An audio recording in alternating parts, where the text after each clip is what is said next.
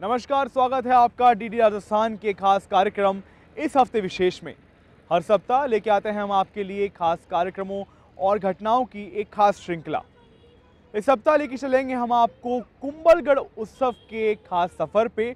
वहीं लेके चलेंगे आपको बालोतरा, जहां पे वेद विद्यालय बनाया गया है। रेतीले धौरों में स्थित ये वेद विद्यालय न केवल परंपरागत शिक्षा को बढ़ावा दे रहा है, अपितु आधुनिकता को भी साथ लिए हुए है। दूसरी ओर बताएंगे आपको विजय सिंह कुंतल की ये प्रेरणादायक स्टोरी। तो चलते हैं इस हफ्ते विशेष के खास सफर पे। हर वर्ष 1 से 3 दिसंबर तक कुंभलगढ़ उत्सव का आयोजन किया जाता है। इस वर्ष भी लोक प्रस्तुतियों के साथ में इस उत्सव का शुभारंभ हुआ, जहां एक और पर्यटकों के लिए अनेक प्रतियोगिताएं आयोजित की गई, वहीं दूसरी ओर लोक कलाकारों ने अपनी प्रस्तुतियों से समा बांध दिया। तो आइए लेके चलते हैं आपको कुंभलगढ़ उत्सव में।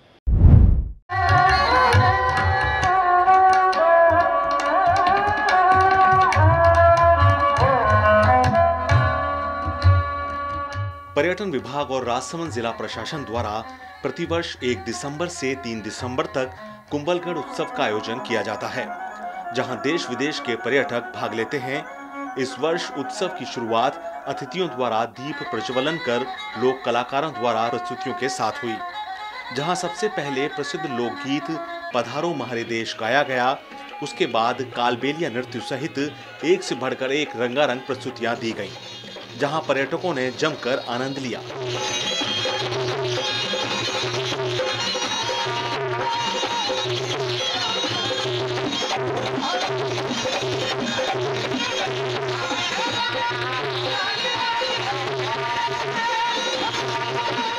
पर्यटन उपनिदेशक शिखा सक्सेना ने बताया कि प्रथम दिन हल्लापोल से कुंभलगढ़ किले तक लोक कलाकारों की प्रस्तुतियों के साथ शोभा यात्रा निकाली गई। इसके बाद शाम को रत्ना दत्त द्वारा कथक नृत्य की प्रस्तुति दी गई। वहीं 2 दिसंबर को कैलाश चंद्र मोठिया और ग्रुप द्वारा वायलिन की प्रस्तुति और सवाई भाट एवं ग्रुप द्वारा सूफी गायन प्रस्तुत किया गया।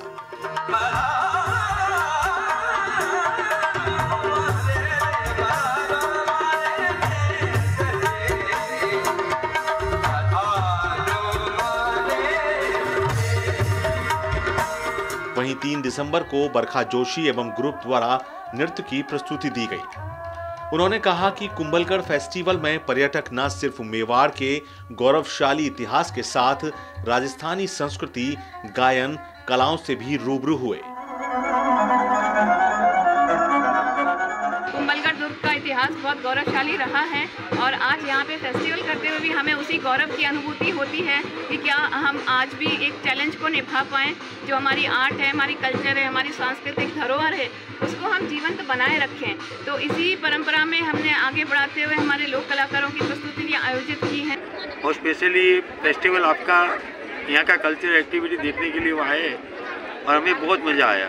We are very much interested to see another culture activity.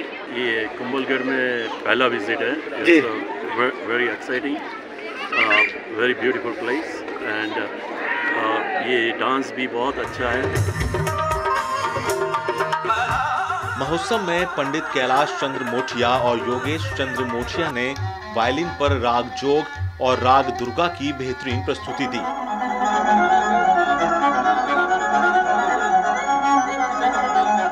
वहीं इंडियन आइडल फेम सवाई भाट और ग्रुप ने राजस्थानी गीतों से पर्यटकों को मंत्रमुग्ध कर दिया। इस दौरान सवाई भाट ने गीत महाराणा प्रताप कठे भी गाया।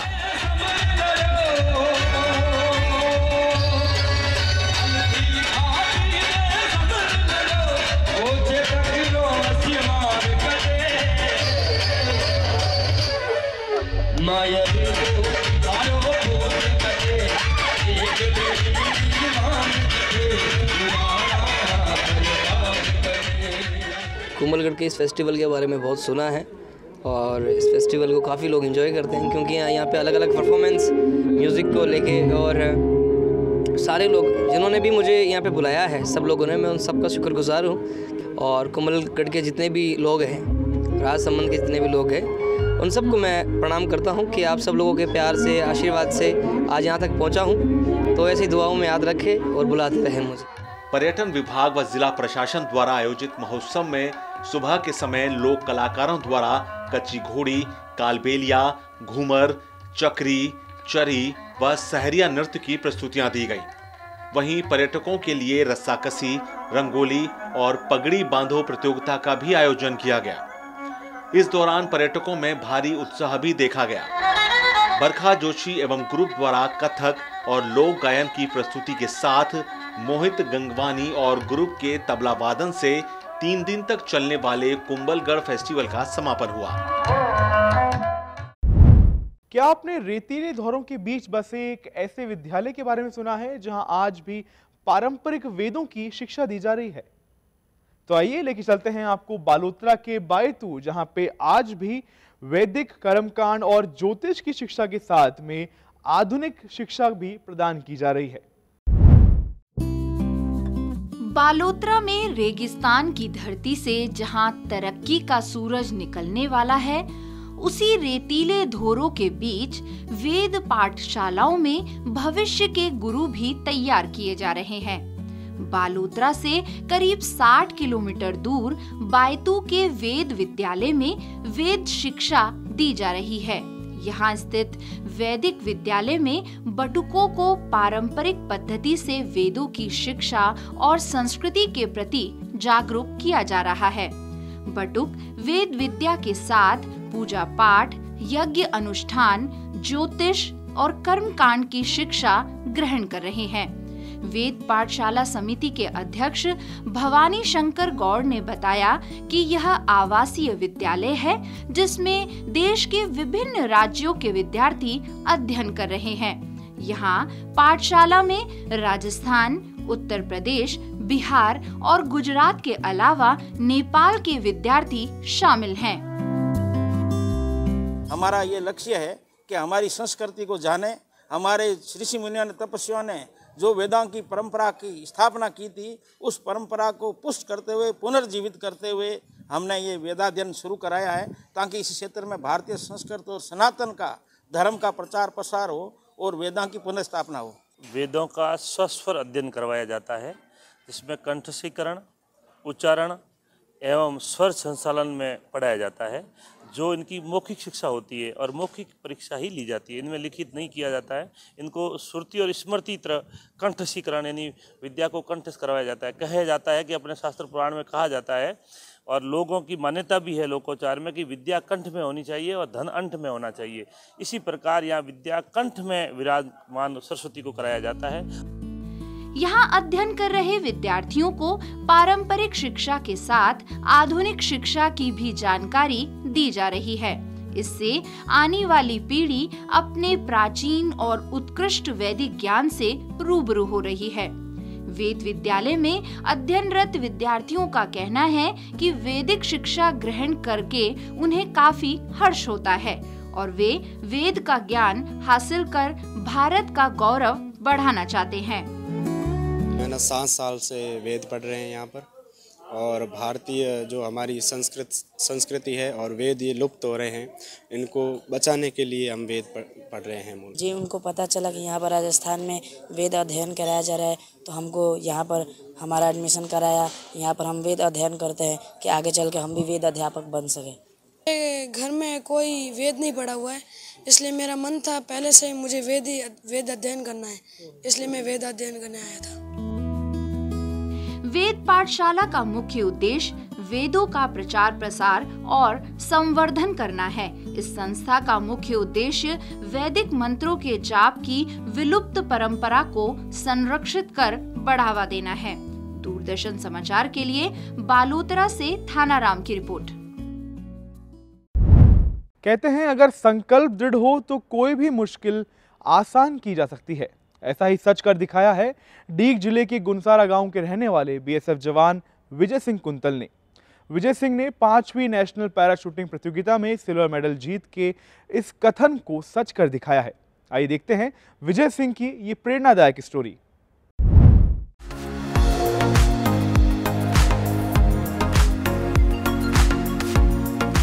अगर मन में कुछ कर गुजरने का दृढ़ संकल्प हो, तब कोई परिस्थिति, कोई मुश्किल आपको अपने लक्ष्य तक पहुंचने से नहीं रोक सकती। ऐसी ही एक कहानी है डीग जिले के गुनसारा गांव के रहने वाले बीएसएफ जवान विजय सिंह कुंतल की। डीग के गुनसारा गांव के रहने वाले बीएसएफ जवान विजय सिंह कुंतल ने हाल ही में पुणे में आयोजित 5वीं नेशनल पैराशूटिंग प्रतियोगिता में सिल्वर मेडल जीता है।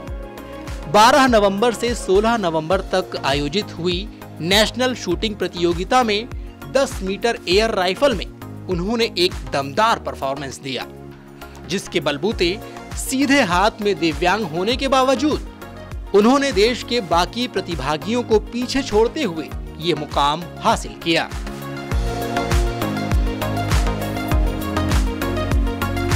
जैसे मेरा 2018 में शूटिंग में सिलेक्शन हुआ तो उसके बाद मैंने अपनी पैरा ओलंपिक की तरफ से शूटिंग शुरू स्टार्ट किया, जिसमें कि मेरा पहला नेशनल 2020 में हुआ। उसमें 10 मीटर एयर राइफल में मेरा पहला सिल्वर मेडल, वो ब्रॉन्ज मेडल आया, वहाँ से शुरुआत हुई। उसके बाद 2020 में second para national shooting championship हुई, जिसमें मेरे 10 मीटर एयर राइफल में एक सिल्वर, एक 10 मीटर एयर राइफल में दूसरा इवेंट है, उसमें मेरा ब्रॉन्ज मेडल और 50 मीटर में मेरा ब्रॉन्ज मेडल आया। उसके बाद फिर 2021 में तीसरा नेशनल हुआ, जिसमें कि मेरा 3 मेडल आए उसमें भी। और फिर उसके बाद चौथा नेशनल हुआ 2022 में, उसमें भी मेरे 3 मेडल आए, 10 मीटर एयर राइफल में 2 और 50 मीटर ब्रॉन्ज में 1। ऐसा करके 2023 दिसंबर लास्ट में मेरा खेलो इंडिया में सिलेक्शन हुआ। Khelo India 10 metre air rifle 10 metre में 2 इवेंट होते हैं, दोनों में मेरे एक में गोल्ड और एक में सिल्वर मेडल आया। उसके आधार पर मेरे को आगे इंडिया टीम में सेलेक्ट हुआ और मार्च 2024 में पैराशूटिंग वर्ल्ड कप दिल्ली में आयोजित किया गया, जिसमें मैंने भाग लिया। उसमें मेरे इंडिया में तो 1 नंबर रैंक थी, लेकिन मेडल नहीं आया, काफ़ी अच्छा स्कोर रहा। उसके बाद अभी 2024 में ये 5th नेशनल पैराशूटिंग चैम्पियनशिप हुआ, जिसमें 10 मीटर एयर राइफल प्रो में मेरा सिल्वर मेडल आया। और अभी मेरे आगे के एशियन गेम और वर्ल्ड कप और एशियन चैम्पियनशिप आने वाली है। उसके बाद लास्ट गोल है 2028 का ओलंपिक, उसके लिए मैं अभी तैयारी कर रहा हूँ दिल्ली में डॉक्टर कनिष्क शूटिंग रेंज में रहकर। विजय सिंह कुंतल ने बताया कि 2014 में हुई एक सड़क दुर्घटना में उनका दाहिना हाथ फ्रैक्चर हो गया था। काफी दिन तक उपचार करने के बाद भी दाहिना हाथ सही नहीं होने के कारण उन्होंने बाएं हाथ को अपना शस्त्र बनाना शुरू कर दिया। बाएं हाथ से ही उन्होंने अपनी दैनिक दिनचर्या के कामों के साथ ही शूटिंग की प्रैक्टिस शुरू कर दी, जिसके साथ हर मुश्किल को अपनी ताकत बनाकर विजय हर प्रतियोगिता में विजयी साबित हुए। बीएसएफ से स्पोर्ट में आ गए हैं, स्पोर्ट में खेल रहे हैं और अभी नेशनल खेल कर आए हैं, उसमें एक मेडल मिला है। मेडल जीत के आए तो गांव के सभी लोग बोलते हैं कि आपका पति तो खूब अच्छा खेल रहे हैं, देश का नाम रोशन कर रहे हैं। जब इनका हादसा हुआ, मैं भी उस टाइम गुजरात इलेक्शन ड्यूटी में तैनात था, तो वहाँ पर मेरे को इन्फॉर्म हुआ घर द्वारा के भाई का एक्सीडेंट हुआ है। एक्सीडेंट को मुझे खबर मिली तो मैं वहाँ से छुट्टी आया, भाई को हौसला दिया, इसका ट्रीटमेंट कराया, डॉक्टरों से मिले, डॉक्टरों ने अच्छा सपोर्ट किया, सब बहुत अच्छा इलाज किया। हमने पैसा देने की कोशिश की, लेकिन डॉक्टरों ने मना किया और सरकारी जवान है उसी हिसाब से इलाज करेंगे, कोई दिक्कत नहीं। फिर मैंने भाई को हौसला सपोर्ट किया, मैंने हम जॉन डी रहते हैं, मैंने इसको हौसला देता रहा, कोई चीज़ की दिक्कत नहीं है तेरे को, तो आराम से अपना गेम खेल, पैसे की किसी भी तरह की समस्या होगी तो हम परिवार वाले आपके साथ खड़े हैं, आप अपना हौसला बनाओ। और अपना दिनचर्या से बाएं हाथ से शुरू की और आज ये मेडल ला रहा है, मेरे को बहुत खुशी है, मेरे परिवार को, मेरे गांव को, मेरे देश को, मेरे सीमा सुरक्षा बल को काफ़ी गर्व है इसके ऊपर।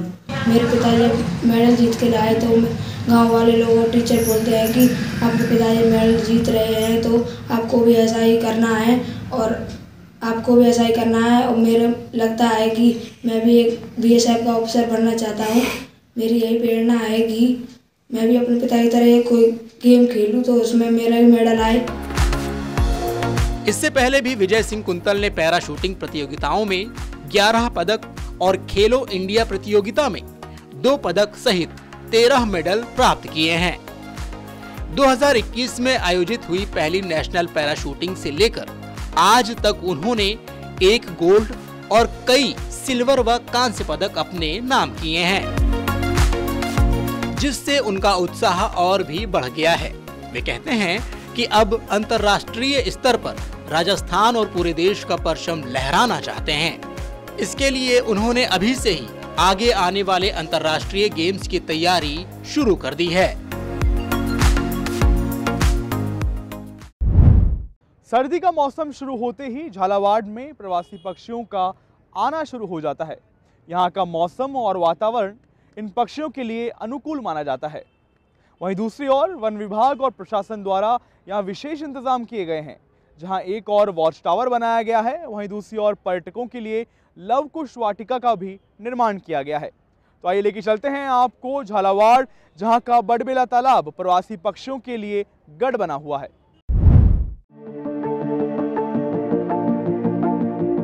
झालावाड़ जिले में सर्दी का मौसम शुरू होते ही प्रवासी पक्षियों का जिले के विभिन्न जलाशयों में आना शुरू हो जाता है।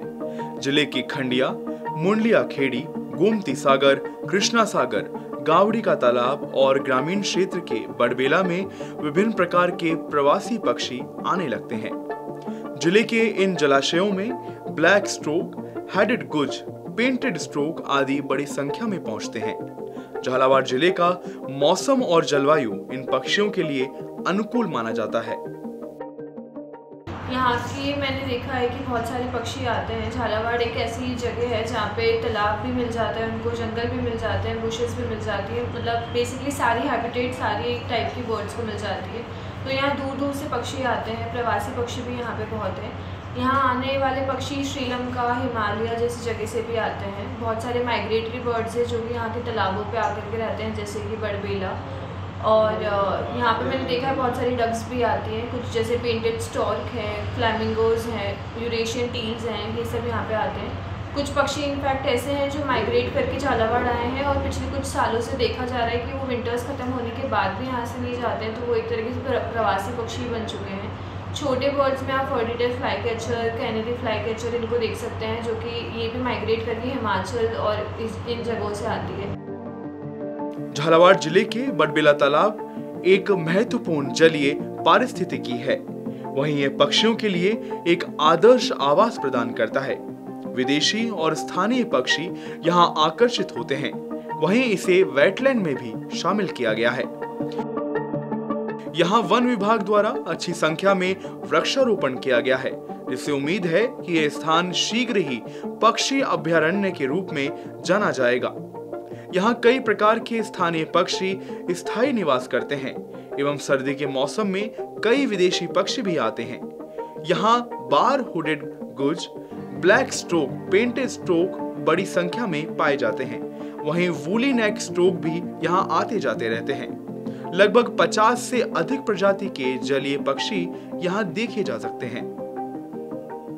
बड़बेला जो लवकुश वाटिका बनाई गई है वन विभाग की ओर से, ये निश्चित रूप से एक पक्षियों के लिए आदर्श स्थान है और मेरा ऐसा मानना है कि शीघ्र ही ये पक्षी अभयारण्य के रूप में राजस्थान में जाना जाएगा, क्योंकि यहाँ की जो अपन कहते हैं कि वातावरण इतना सुहावना है कि पक्षियों को ये बहुत सूट करता है। यहाँ 3 तालाब हैं आसपास में, यदि एक तालाब पर कोई पक्षी डिस्टर्ब हो जाता है तो उड़ के वो दूसरे तालाब पर चल जाता है, वो ये जगह नहीं छोड़ता।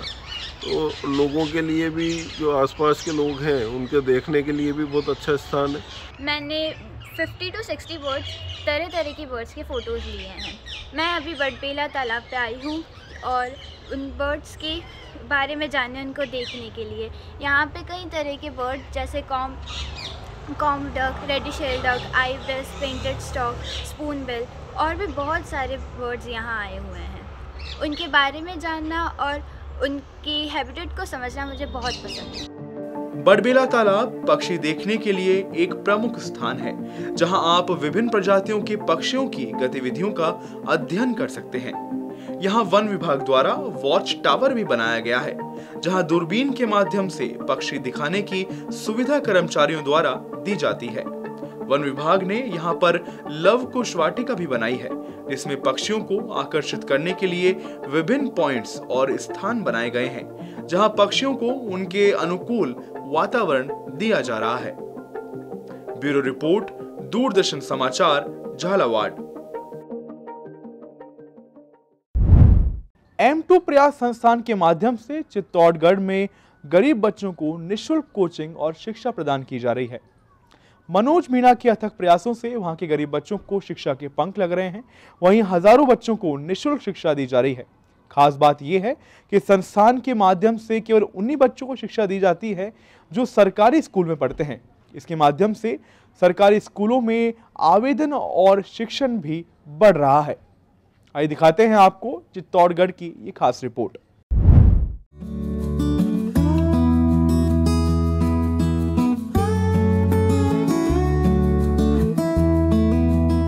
ये कहानी है चित्तौड़गढ़ जिले के गंगरार कस्बे के मनोज मीणा की। 2013 में मनोज मीणा ने गंगरार कस्बे में निर्धन और गरीब बच्चों को निःशुल्क पढ़ाना शुरू किया। शुरुआती दौर में मनोज मीणा की क्लास में महज 3 बच्चे थे, लेकिन जब तीनों बच्चों ने नवोदय विद्यालय में प्रवेश के लिए परीक्षा दी और एक विद्यार्थी का नवोदय स्कूल में प्रवेश के लिए चयन हो गया, फिर क्या था, धीरे धीरे मनोज के पास क्षेत्र के और भी बच्चे आने लगे। बच्चों को पढ़ाने के लिए मनोज को ग्रामीणों ने भी सहयोग किया। फलस्वरूप नवोदय विद्यालय में प्रवेश परीक्षा से लेकर सैनिक स्कूल में प्रवेश परीक्षा तक में बच्चों का चयन होने लगा। आज M2 प्रयास के नाम से संचालित इस कोचिंग में 2000 से अधिक बच्चे तैयारी कर रहे हैं। जब शुरू किया था तब ऐसा कोई प्लान नहीं था हमारा कि आगे जाएंगे। मैं 3rd ईयर में पढ़ता था तो जब तक पढ़ते हैं तब पढ़ा लेते हैं। फिर आगे कुछ ऐसी आकस्मिक घटनाएं घटती गई कि जो मुझे इससे जोड़ती गई। फिर धीरे धीरे मुझे अच्छा लगने लगा और बढ़ते बढ़ते यहाँ तक आगे हम 11 साल हो गए आज। मूल उद्देश्य हमारा प्राइमरी एजुकेशन और रूरल एजुकेशन को मजबूत करना। ये कैसे भी करके ये कि मेरा ये मानना है कि जितनी भी समस्या है वो प्राइमरी एजुकेशन में, और गाँवों में जो शिक्षा वो बहुत कमज़ोर है। तो गाँवों की शिक्षा को मजबूत करने के लिए हमें कैसे भी करके ये फ्री एजुकेशन देंगे तभी मजबूत होगी, क्योंकि गाँवों में अभी तक अवेयरनेस नहीं है। गाँव में जो अंतिम व्यक्ति बैठा है, जो खेती करता है, मजदूरी करता है, उसे नहीं पता पढ़ाई क्या होती है। तो उनके लिए हमने M2 शुरू किया था। अभी तक जो यहाँ पर स्टूडेंट्स पढ़ चुके हैं वो लगभग 6 से 7 हज़ार बच्चे यहाँ पढ़ चुके हैं। वर्तमान में 2000 बच्चे पढ़ रहे हैं। सैनिक स्कूल के अंदर यहाँ से लगभग 100 से ज़्यादा बच्चे, 150 के आसपास बच्चे सैनिक स्कूल सेलेक्ट हो चुके हैं। इस साल की जो गर्ल्स फर्स्ट रैंक है 2024 की, वो भी हमारे यहाँ से, और 2022 की फर्स्ट रैंक भी यहीं से। नवोदय में लगभग 340 से 50 बच्चे, 347 बच्चे सेलेक्ट हो चुके हैं। M2 प्रयास कोचिंग के संस्थापक मनोज मीणा की माने तो उन्होंने पहले तो किसी से आर्थिक सहयोग नहीं लिया, बल्कि खुद को मिलने वाली छात्रवृत्ति से ही बच्चों को पढ़ाया। बच्चों को पढ़ाने के लिए गांव के सामुदायिक भवन, मंदिर और ऐसी ही खाली जगह जहां कोई आपत्ति नहीं करे वहां बच्चों को पढ़ाया जाता है। अब M2 प्रयास की कोचिंग में पढ़ने वाले बच्चों के लिए नियम भी तय कर दिए गए हैं। मनोज मीणा का मानना है कि इससे सरकारी स्कूलों में नामांकन भी बढ़ेगा। दूसरी ओर अभिभावक भी M2 प्रयास की कोचिंग में अपने बच्चे को पढ़ाना चाहते हैं। यहाँ हमारे हर संडे टू संडे हमारा टेस्ट होता है। मतलब मंडे से शुक्रवार तक हमें पढ़ाया जाता है डेली, और उसके बाद शनिवार को हमारी वापस रिवीजन क्लास होती है, और संडे को हमारे डेली टेस्ट होता है। और फिर अगर हमारे नंबर कम आते तो हमें भैया पर्सनली पूछते हैं कि आपके नंबर होने का कारण नंबर कम क्यों आ रहे हैं, और आप पढ़ाई में क्या दिक्कत हो रही है, घर से कोई दिक्कत है, कोई भी प्रॉब्लम है, तो मतलब पर्सनली पूछते हैं। तो हमें यूँ अच्छा लगता है कि यार चलो बिल्कुल बड़े भैया की तरह कह सकते हैं, एक तरह से फैमिली मेम्बर की तरह। M2 प्रयास कोचिंग के अब तक के परिणामों की बात करें तो अब तक M2 प्रयास की कोचिंग में पढ़ने वाले 200 से अधिक विद्यार्थियों का नवोदय और सैनिक स्कूल में प्रवेश हो चुका है। इतना ही नहीं, M2 प्रयास साल में एक बार स्थापना दिवस मनाता है। गुरु दक्षिणा के नाम पर बच्चों से बस यही दान लेते हैं कि आगे चलकर वे भी इसी तरह से बच्चों को शिक्षा देंगे। मेरे को M2 में सबसे बढ़िया ये बात लगी कि अब लड़कियों को बहुत सपोर्ट किया जाता है। जैसे समाज नहीं करता है कि बाहर लड़की बड़ी लड़कियां हो गई तो इसको पढ़ने बाहर मत भेजो, या फिर 12th आसपास कहीं हो तो 12th यहीं पढ़ाई कर रही उसके बाद छुड़ा देते हैं। जबकि M2 में ऐसा विश्वास बंधा हुआ है कि घर वालों को कि नहीं, अगर M2 में लड़की जा रही तो कोई दिक्कत नहीं होगी, और उसका जो मतलब सुरक्षित भाव महसूस करेंगे माता पिता भी। चाहे देर रात तक हमारी क्लासेस चलती है, जैसे अभी फिर हमारे सिलेबस पूरा होने के बाद पूरे दिन रोकेंगे यही सुबह से शाम तक, तो लेट 8-9 बजे छुट्टी भी हो रही तो भी घर वालों को कोई दिक्कत नहीं है कि भाई मेरी लड़की इतनी लेट क्यों आ रही है। गंगरार कस्बे की आबादी करीब 9000 के लगभग है, लेकिन गंगरार कस्बे से लगे दूसरे गांव और बाहर से भी बच्चे कोचिंग के लिए M2 प्रयास को ज्वाइन कर रहे हैं।